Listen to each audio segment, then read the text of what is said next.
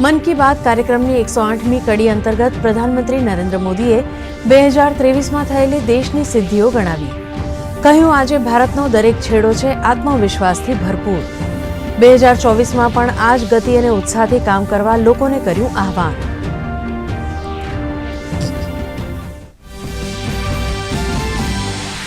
પ્રધાનમંત્રીએ 2024ની શરૂઆત માટે ફિટનેસને ગણાવ્યો સૌથી મોટો સંકલ્પ. શારીરિક અને માનસિક ફિટનેસ ઉપર મૂક્યો ભાર.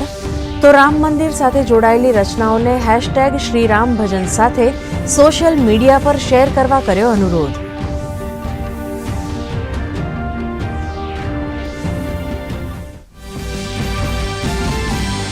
જમ્મુ કાશ્મીરમાં આતંકવાદી ગતિવિધિઓ ઉપર રોક.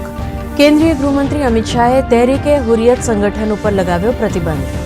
કહ્યું, ભારત વિરોધી પ્રવૃત્તિઓમાં સંડોવાયેલાઓને તાત્કાલિક કરાશે નિષ્ક્રિય.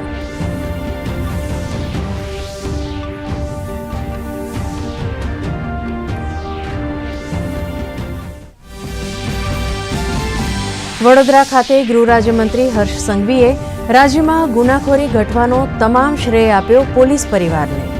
કહ્યું, રાજ્યમાં ડ્રગ્સ સામે મક્કમતાથી લડાઈ લડીને હજારો યુવાનોનું જીવન બચાવી શકાયું, તો લોકોને વ્યાજના ચક્રવ્યૂહમાંથી બહાર કાઢવામાં પણ મળી મોટી સફળતા.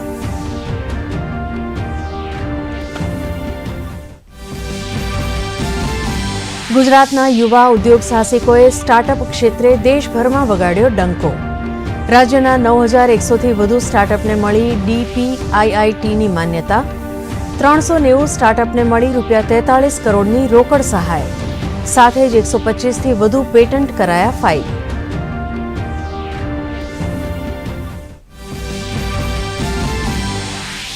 અમદાવાદ સાયન્સ સિટી ખાતે યોજાયેલ ભારતની સૌથી મોટી રોબોફેસ્ટ ગુજરાત 3.0 સ્પર્ધાનું થયું સમાપન.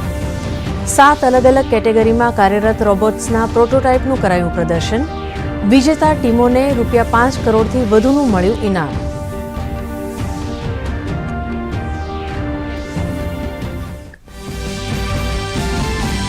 મહેસાણામાં ભર શિયાળે ખેડૂત કરે છે ઔષધીય ખેતી.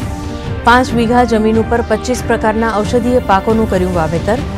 અડદર, આદુ, બીજોરા અને આમળા સહિતની ઔષધિનું વેચાણ કરીને દેણપ ગામના ખેડૂત કરી રહ્યા છે મબલક આવક.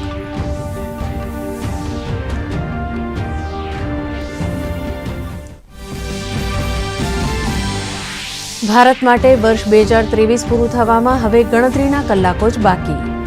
ન્યૂઝીલેન્ડ અને ઓસ્ટ્રેલિયા સહિત કેટલાક દેશોમાં ભારે આતશબાજી સાથે 2024નું કરાયું સ્વાગત. ગુજરાતીઓમાં પણ નવા વર્ષ માટે ભારે ઉત્સાહ.